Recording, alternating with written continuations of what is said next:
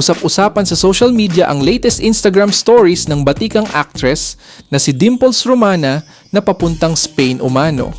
Walang binanggit kung saan magpupunta si Dimples, pero ibinandera niya ang ilang pictures na nasa airport, kasama ang kanyang mister na si Papa Boyet.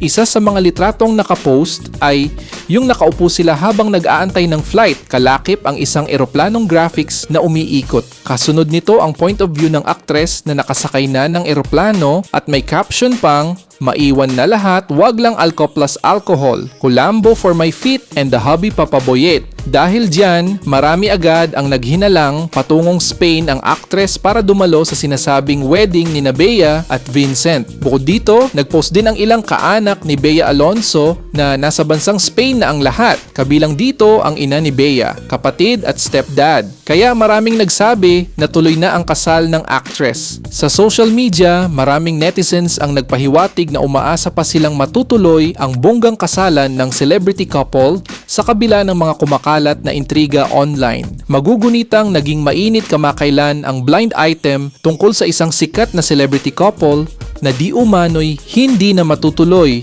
ang nakaschedule na wedding abroad.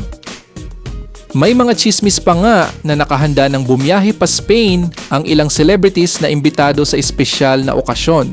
Ngunit bigla umanong nakatanggap ng balitang naudlot o posibleng na-postpone ang kasalan.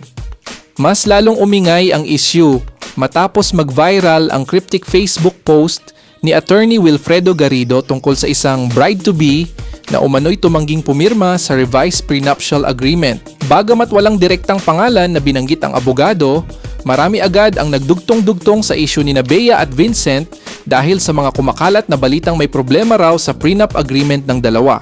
Kabilang umano sa kontrobersyal na probisyon ang pagbabawal na sumigaw kapag nag-aaway, obligasyong tumira kasama ang pamilya ng lalaki at usapin sa kustody ng magiging anak sakaling mauwi sa hiwalayan ang pagsasama. Sa ngayon ay wala pa ring opisyal na pahayag sina Bea at Vincent hinggil sa mga bali-balitang ito. Mas lalo tuloy na curious ang mga netizens sa magaganap na kasalan nila Bea at Vincent kung sakaling matuloy na nga ito. Sinasabing sa May 16, sana nakatakda ang intimate wedding sa Spain.